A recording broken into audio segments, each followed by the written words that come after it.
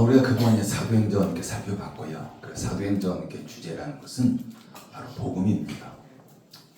1장 8절 말씀, 땅끝까지로 예수님의 복음의 증인이 될 것을 말씀하시면서 그 바울이 그 1장 8절 말씀을 직접 그가 실행하는 그런 모습을 하나님께 우리에게 보여주시면서 지금 우리 시대야말로 그 어떤 시대보다도 더 복음이 가장 절실한 그런 시대를 살아가고 있습니다.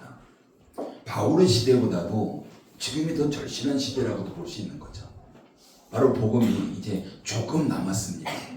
조금 남았는데 진전이 없는 거예요. 땅끝까지 복음이 전파돼야만이 예수님께서 오시는데 어찌 보면은 지금 머물러 있는 상태, 정체된 상태. 그러다 보니까 하나님 마음이 더 안타까운 그런 시대고, 그래서 우리에게 그 사명 주셨는데 우리가 복음에 대해 별로 관심이 없고, 그러면서 예수님 빨리 오시고 싶어 하시는데 오실 수가 없는 그런 시대를 지금 우리가 살아가고 있는 겁니다. 그래서 이제 어느 정도 주력 그렇게 살펴본 후에 바울의 어떤 그 3차 전도행을 우리가 살펴볼 거고요. 그래서 오늘 주력기를 통해서 하나님께 우리에게 하시는 그런 말씀, 하나님께 우리에게 복을 주시는 것, 우리가 한번 살펴볼 것입니다. 우리가 창세기부터 신명기까지 5권의 책을 우리는 모세 오경이라고 부릅니다. 그러니까 모세가 기록한 5권의 책이라는 거죠. 그런데 우리가 일반적으로 5권의 책으로 봅니다. 창세기 따로 보고요, 출애굽기 따로 보고, 레위기 따로 보고, 별개의 책으로 이렇게 바라봐요. 그러나 모세가 오경을 기록할 때 한 권의 책으로 기록했습니다. 창세기 따로가 아닙니다. 그냥 성경에 편집이 되어질 때 5권의 책으로서 편집이 되어진 것이지, 모세가 기록할 당시에는 한 권의 책으로 기록이 되어진 거죠. 그래서 출애굽기에 히브리 성경을 보면은 시작할 때 우리 성경과 조금 달라요. 번역이 안 됐습니다. 히브리 성경은 그리고로 시작을 해요. 그러면 창세기를 50장을 마치면서 출애굽기 시작하면서 그리고 시작한다는 것은 창세기와 출애굽기가 연결되어 있다라는 겁니다. 그리고 그 이름들은 이렇게 시작해요. 히브리 성경이. 우리가 지금 읽었듯이 이름들이 지금 열거되고 있잖아요. 그럼 창세기에 보면은 요셉이 형들에 의해서 애굽의 노예로 팔려가게 돼요. 그러면서 하나님의 섭리 가운데 하나님의 은혜로 요셉이 애굽의 총리로서 세워지게 됩니다. 그런데 가나안 땅에 먹을 것이 없어서 흉년이 들어서 곡창지된 애굽으로 곡식을 구하러 갔던 그 형들이 요셉을 만나게 되면서 그 요셉의 아버지와 형제들이 애굽에 정착하는 바로 그런 부분인 거죠. 그런데 출애굽기에서는 그들의 이름을 지금 기록하면서 열거하면서 시작이 되고 있는 겁니다. 그럼 정확하게 창세기와 출애굽기는 연결되어 있다, 한 권의 책이다 라고 볼 수 있죠. 그리고 그 이름들은 하면서 요셉의 형제들 지금 열거하고 있는 겁니다. 그래서 5절 말씀은 그때 애굽에 정착한 사람들이 모두 70명 정도 된다라고 이렇게 말씀하고 있습니다. 그러나 시간이 흐르게 되면서 요셉을 통해서 은혜를 입었던 애굽 사람들이 다 죽었습니다. 새로운 세대가 세워지게 된 거죠. 그러면서 요셉을 알지 못하는 새로운 왕조가 세워지게 되면서 이스라엘 백성과 히브리 민족들은 여러 가지 어려움들을 겪게 되는 거예요. 요셉이 총리로 있었을 때 그 왕조가 계속해서 이어졌다면 아마 상황은 달랐을 겁니다. 그런데 요셉이 총리로 있었을 때 그 왕조가 아니라 애굽의 그는 역사를 보며 그 새로운 민족에, 원래 그 요셉이 총리가 됐을 때는 다른 민족이 애굽을 장악하고 있었던 그런 시대고요. 그러면서 그들이 다 죽고 왕조가 새로운 애굽의 원래의 그런 민족의 사람들이 왕조가 시작되면서 히브리인들이 애굽에서 엄청난 그런 어려움을 겪게 되는 많은 위기를 받게 됩니다. 우리가 7절 말씀 읽어볼까요? 7절 읽습니다. 시작. 이스라엘 자손은 생육하고 불어나 번성하고 매우 강하여 온 땅에 가득하게 되었더라. 그러니까 요셉이 총리했을 때 호의적이었던 왕조가 무너지고 새로운 왕조가, 즉 요셉을 알지 못하는 왕조가 세워지게 되면서 많은 어려움을 겪었습니다. 그럼에도 불구하고 이스라엘 자손들은 생육하고 불어나 번성하고 매우 강하게 되었다라고 말씀합니다. 애굽 온 땅에 가득 차게 되었다. 이게 지금 하나님께서 우리에게 말씀하고 있는 그 당시의 상황입니다. 여러분, 이런 일이 가능할까요? 일반적으로 지금 이스라엘 백성들이 애굽에서 어떤 생활을 하고 있습니까? 노예잖아요. 노예로서 굉장히 힘든 이런 삶을 살아가고 있습니다. 그러면 그 많은 어려움을 겪고 위기를 만나게 되면 그들의 힘이 더 약해져야 되는 것이 일반적인 상황입니다. 근데 성경은 그들이 힘이 약해진 것이 아니라 점점 인구가 불어나면서 더 강성해졌다. 이게 지금 하나님께서 우리에게 말씀하고 있는 겁니다. 그 당시 노예의 삶이라는 것은 인간 취급을 받지 못한 거예요. 그냥 하나의 어떤 물건과 동일하게 여겼던 시대였습니다. 그러니까 노예 한 사람 죽이는 거 그냥 동물 죽이는 거가 똑같은 거예요. 그런 삶을 살았던 것이 이스라엘 백성들의 삶입니다. 그럼에도 불구하고 그들이 인구가 더 강해졌다, 불어났다. 이게 지금 하나님께 우리에게 하고 있는 바로 그런 말씀입니다. 이런 환경 속에서 이스라엘 백성들이 더 강해진다는 거, 숫자가 더 늘어난다는 거, 결코 쉽지 않은 일이에요. 불가능한 일입니다. 그런데 성경은 더 강해졌다라고 이야기해요. 숫자가 더 많이 급속도로 팽창하게 됐다. 이렇게 좀 표현하고 있습니다. 그러면 그런 상황을 볼 때 애굽 사람들 입장에서는요, 굉장히 위협적인 겁니다. 지금 애굽의 왕조가 다른 왕조를 밀어내버리고 세워진 왕조잖아요. 그러면 그동안 밀어냈던 왕조는 이스라엘 백성과 그래도 호의적인 자들이에요. 그러면 이들의 숫자가 불어나면 바로 예전에 그 왕조와 이스라엘 민족이 함께 적으로 나타날 수도 있는 이런 부분이었기 때문에 애굽 사람들이 매우 두려워했던 바로 그런 모습이었습니다. 그렇기 때문에 그런 상황 속에서도 이렇게 불어났다는 것은 우리가 상식적으로 사실은 이해할 수 없는 바로 그런 부분인 거죠. 그러면 무엇이 이스라엘 백성들을 이처럼 강하게 만들었을까라는 겁니다. 이들이 이처럼 강하게 된 이유가 무엇일까라는 거죠. 여러분, 원래 히브리 민족이 용맹스러운 민족이었나요? 강한 민족이었나요?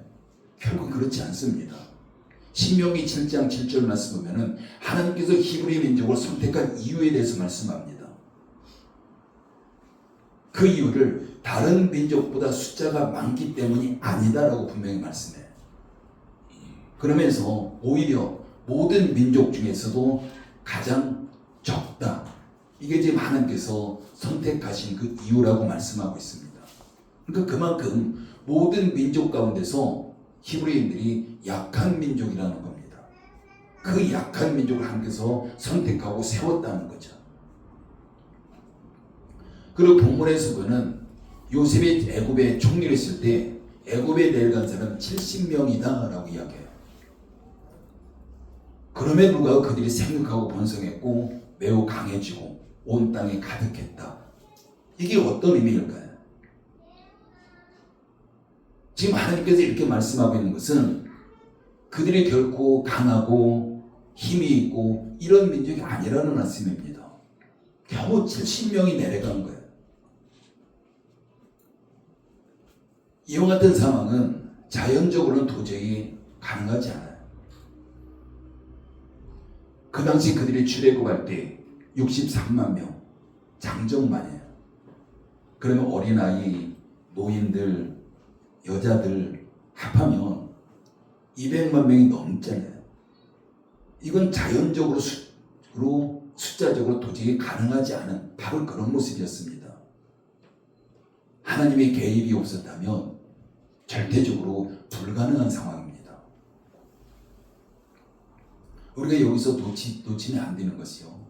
우리 하나님은 무에서 유를 창조하신 분이라는 거예요. 아무것도 없어도 지금 이스라엘 백성들 그 이상으로 하나님께서는 만드실 수 있는 분이다라는 거죠. 무에서 유를 창조하신 하나님께서 그들의 삶에 개입하셨기 때문에 이것은 가능했던 바로 그런 일입니다. 6절 말씀 한번 읽어볼까요? 6절 읽습니다. 시작.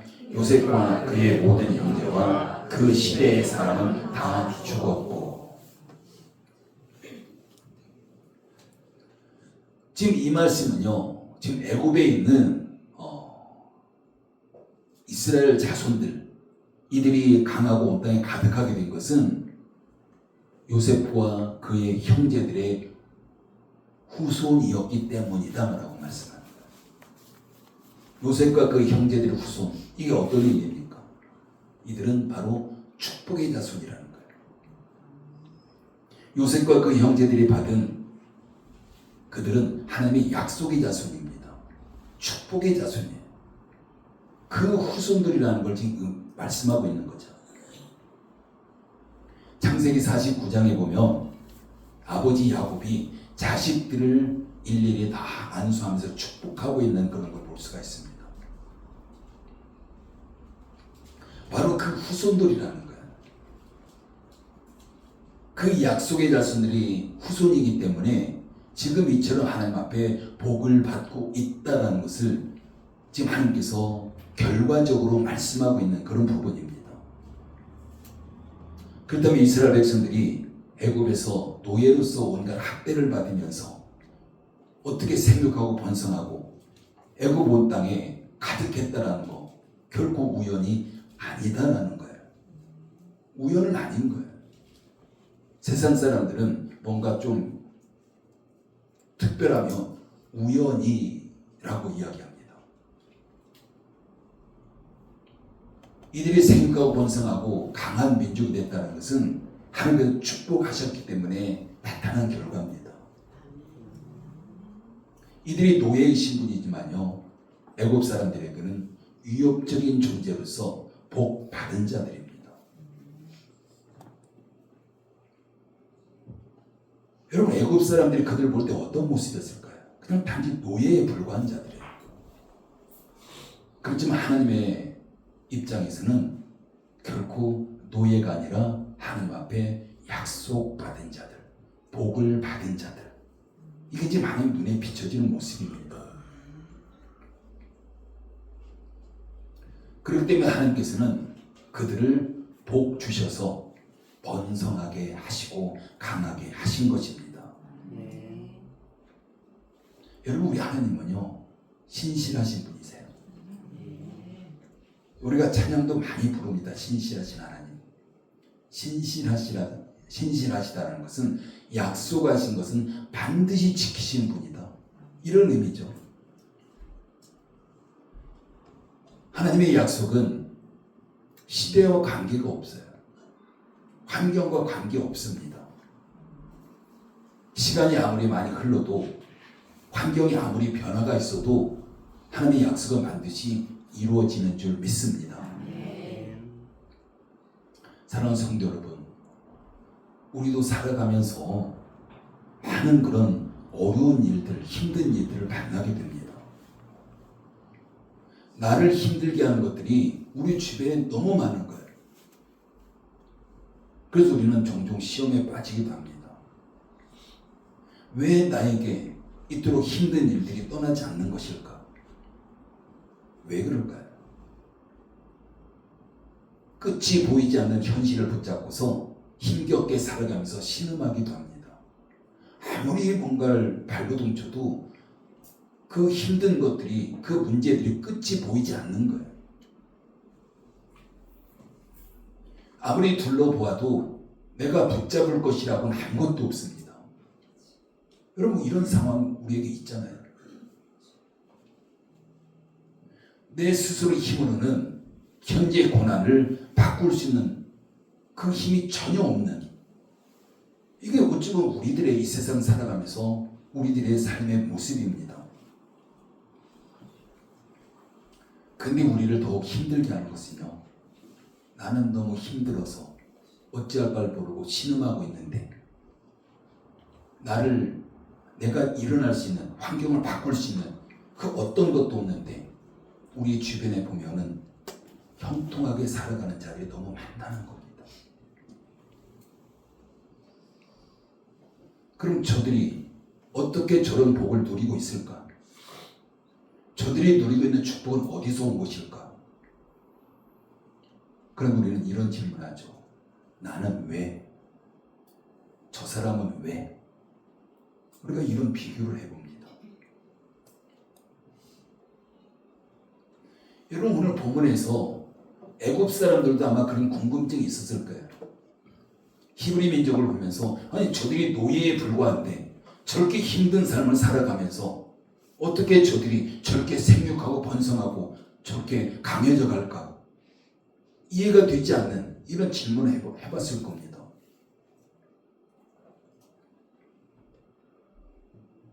여러분 지금 이스라엘 백성들이 노예의 삶을 살아가면서 애굽 사람들의 위협을 느낄 만큼 생육하고 번성하고 강해졌다는 거, 이건 엄청난 축복입니다.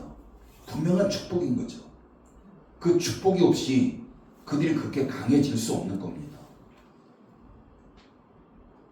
우리가 본문 다음에 나오지만은 그 위협을 느끼다 보니까 애굽 사람들이 히브리 노예들을 더 강하게 다그치잖아요. 그렇게 하면 그들이 더 인구가 준다고 봤기 때문에 오히려 그러면 그럴수록 인구가 더 불어났습니다. 바로 이와 같은 것은 하나님의 약속이 이스라엘 백성들에게 복을 받는 원인이라는 거예요.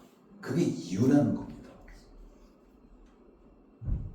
그들이 하나님의 약속을 받은 자들이기 때문에 하나님께서 그들을 축복하고 있는 거예요. 그거 하나 말고는 어떤 것도 그들에게 해당되는 게 없습니다. 창세기 12장에 보면요, 우리가 좋아하는 구절이죠. 하나님께서 아브라함을 부릅니다. 본토 지적 아비 집을 떠나서 내가 지시할 땅으로 가라 라고 말씀합니다. 그러면서 하나님께서 너는 복이 될지다 라고 하는 거예요.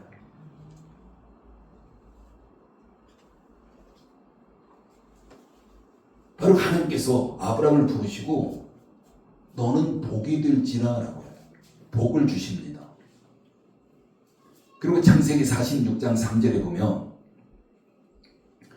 하나님이 이르시되 나는 하나님이라 내 아버지의 하나님이니 애굽으로 내려가기를 두려워하지 말라. 내가 거기서 너로 큰 민족을 이루게 하리라. 하나님의 약속이에요. 아브라함과의 약속, 또 아브라함의 자손이 야곱과 애굽으로 내려가기를 두려워하지 말라. 내가 거기서 너를 큰 민족을 이루게 하리라. 약속. 계속해서 그 약속이 자손들에게 쭉 내려가는 거예요. 그래서 성경은 아브라함의 하나님, 이삭의 하나님, 야곱의 하나님 이렇게 부르고 있습니다. 하나님의 약속하신 것을 절대 잊으시는 분이 아닙니다. 하나님이 약속하신 것은 반드시 이루시는 분이세요. 지금 이스라엘 백성들이 그 약속의 자손이에요. 우리가 앞에서 읽었듯이 6절 말씀은 요셉과 그의 모든 형제라고 말씀합니다. 이들은 하나님의 약속을 받은 자들입니다. 하나님의 약속을 받은 자들이 복을 받는 거예요. 우리가 복이라는 것은 하나님의 약속을 따라서 하나님께 내게 주신 것이다. 우리가 이걸 기억하셔야 돼요. 하나님께서 복을 받은 약속의 자손은 반드시 하나님의 복을 누리게 되어 있습니다. 왜요? 하나님께 주시기 때문에. 여러분 지금도 하나님은 약속의 자손들에게 하나님이 약속하신 대로 복을 내려주시고 계시는 줄 믿습니다. 여러분 이스라엘 백성들이요 애굽에서 복을 받은 거잖아요. 우리가 이런 걸 볼 때 복 받는 장소 아무 상관없습니다. 복 받는 환경 아무 상관없어요. 우리가 장소가 따로 있고 환경이 따로 있는 게 아닙니다. 아무리 힘든 장소, 아무리 힘든 환경이랄지라도 하나님은 그때 우리에게 복을 주십니다.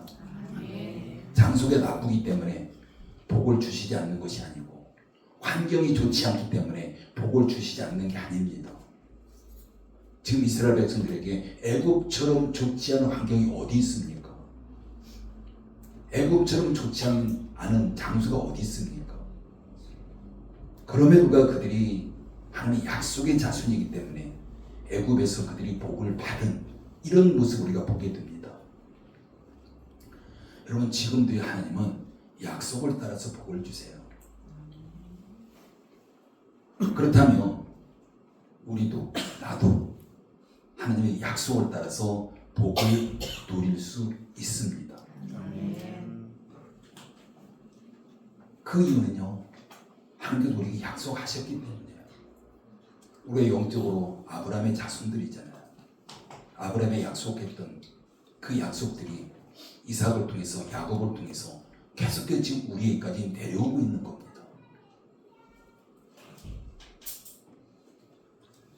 여러분 창세기 한번 생각해 보십시오. 창세기 보면은 하나님께서 인류 최초 인간 아담을 창조하십니다. 아담을 창조하시고 하나님께서 가장 먼저 하신 일이 무엇입니까? 뭐였을까요? 하나님께서 아담 창조하시고 가장 먼저 하신 일이 복을 주시고 복 주시는 거였습니다. 창세기 1장 27절에 보면 하나님의 자기 형상 곧 하나님의 형상대로 사람을 창조하시되 남자와 여자를 창조하시고 그 다음에 28절 하나님이 그들에게 복을 주시며 가장 먼저 복을 주시는 거였어요. 그리고 창세기 12장에서도 하나님은 아브라함을 부르시잖아요. 아브라함 부르시고 가장 먼저 무엇을 하셨습니까? 복 주시는 거였습니다. 너는 복이 될지라.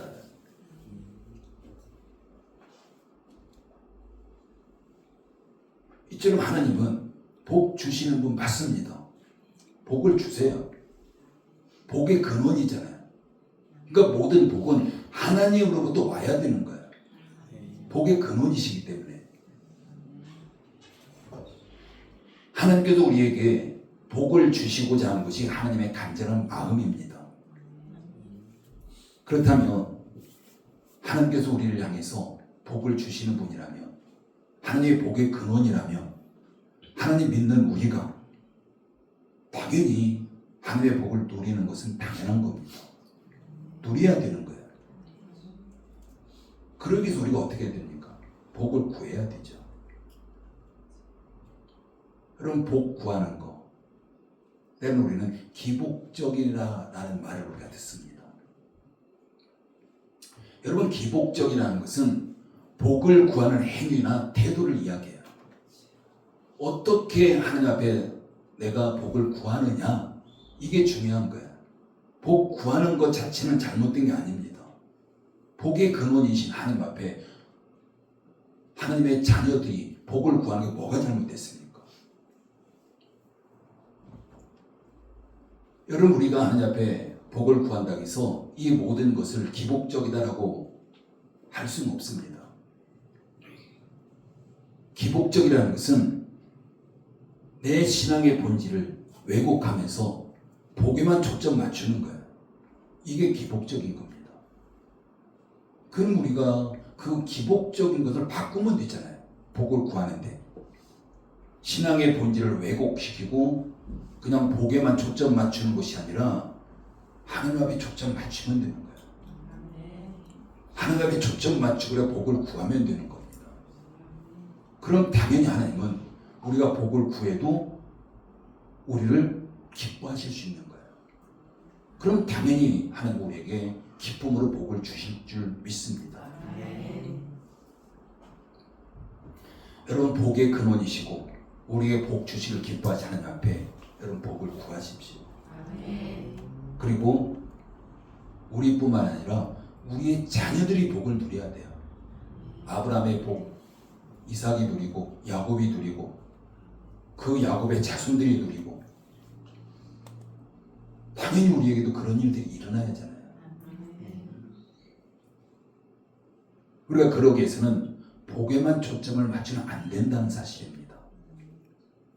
하늘 앞에 초점 맞추셔야 돼요. 우리가 신앙의 본질을 왜곡하면 안 되는 거예요. 복을 구하되 우리가 제대로 된 참된 믿음으로 우리가 구해야 되는 줄 믿습니다. 여러분, 요셉과 그 형제들이 어떻게 복을 받았습니까? 이들은 하나님께서 약속하신 약속을 붙잡고 있는 자들이에요. 약속의 자손들입니다. 그럼 약속이 뭐예요? 하나님 말씀이에요. 그 당시는 우리처럼 이런 성경이 존재하지 않았습니다. 하나님께서 말씀하셨고 그들이 그 말씀을 암송했든 어쨌든 가지고 있는 자들이었어요. 그러나 그들은 그 약속의 말씀을 잊지 않았습니다. 붙들고 있었던 자들이에요. 기억하고 있는 자들이에요. 우리에게도 마찬가지로 하나님께서 약속하신 구약, 신약, 이 성경 말씀을 우리가 가지고 있습니다. 이 말씀 붙잡으셔야 돼요. 말씀을 떠나서는 어떤 복도 우리가 오지 않습니다. 그게 바로 기복적인 거예요. 여러분, 그럼 하나님께서 왜 복을 약속하셨습니까? 왜 아담에게 복을 약속하셨습니까? 왜 아브라함에게 복을 약속하십니까? 우리에게 왜 하나님께서 복을 약속하십니까? 그냥 단지 아담이 에덴보다 잘 먹고 잘 살아라, 이게 목적일까요? 아브라함이 그 시대에 다른 사람보다 너는 잘 먹고 잘 살아야 돼, 이걸까요? 우리에게도 마찬가지인가요? 안 믿는 사람 너무 많은데 정말 믿는 자들이 이 땅에서 잘 먹고 잘 살아야지, 이게 목적일까요? 하나님께 우리에게 복을 약속하신 것은 하나님의 영광을 위해서예요. 하나님께서 맡긴 일을 감당할 수 있도록 필요한 도구들을 주시는 게 바로 그 복입니다. 여러분, 그 중에서 가장 우선적인 필수적인 것이 뭐냐면 우리가 지금 시대는 복음인 거예요. 우리가 사도행전 살펴봤듯이 우리에게 사명을 주셨잖아요. 사도 1장 8절. 우리가 그 사명을 감당할 때, 그 사명에 초점 맞추면서 우리가 복을 구할 때 당연히 하나님은 우리가 그 사명을 잘 감당할 수 있도록, 완수할 수 있도록 물질적인 복 하나님께서 허락해 주실 줄 믿습니다.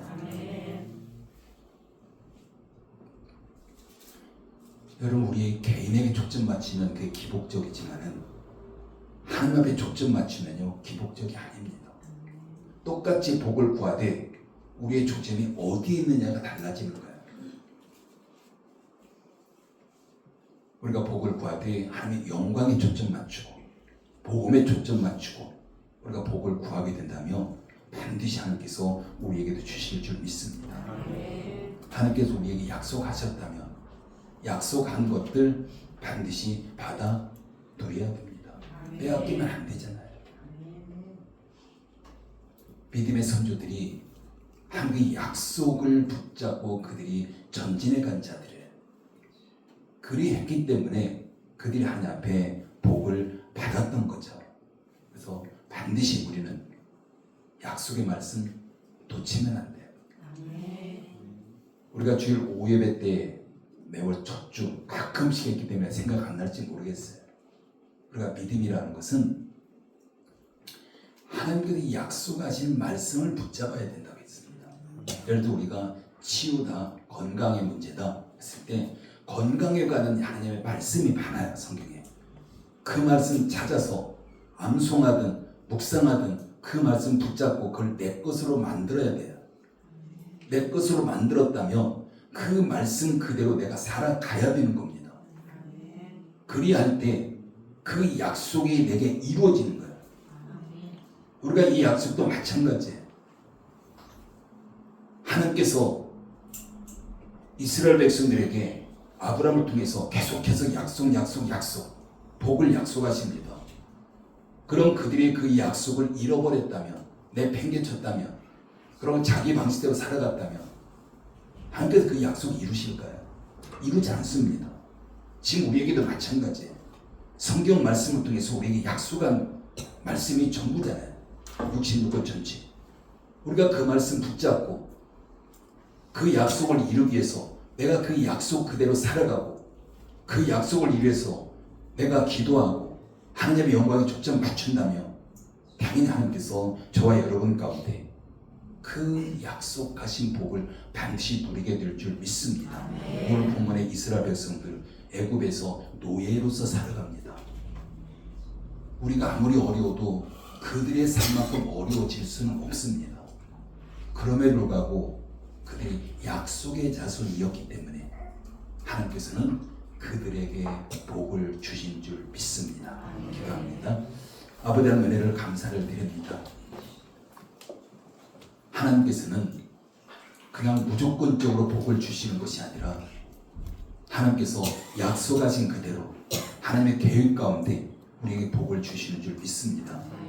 이스라엘 백성들이 약속의 자손이었기 때문에 약속을 버리지 않았기 때문에 그들이 복을 받았던 것처럼 우리 또한 성경 말씀을 통해서 우리에게 약속하신 그 약속의 말씀을 우리가 소중히 여기고 그 말씀 붙잡고 하나님의 영광을 위해서 복을 구하며 살아갈 때 우리 또한 풍성한 하나님의 복을 받아 누리게 될 줄 믿습니다.